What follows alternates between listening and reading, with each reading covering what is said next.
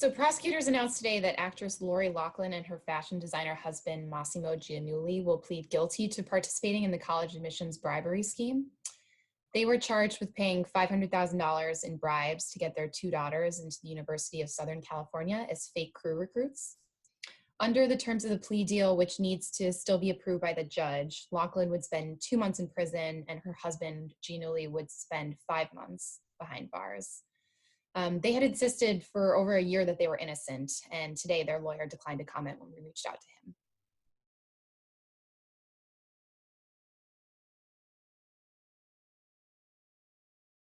So in addition to the 2 months in prison, under the plea deal, Loughlin would also pay a $150,000 fine and perform 100 hours of community service. Giannulli has agreed to spend 5 months in prison, as well as pay a $250,000 fine and perform 250 hours of community service.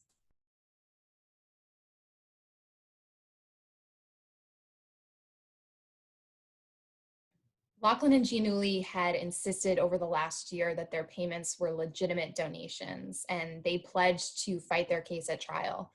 They had accused investigators of bullying their informant into tricking them into incriminating themselves, and they accused prosecutors of withholding evidence against them.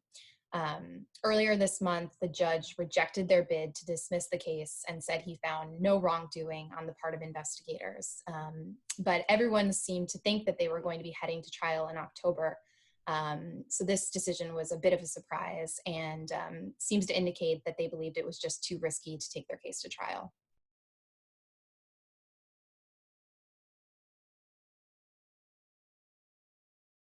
And in exchange for them agreeing to plead guilty, prosecutors are dropping some of the charges against them, which would have carried heftier penalties had they been convicted of those at trial.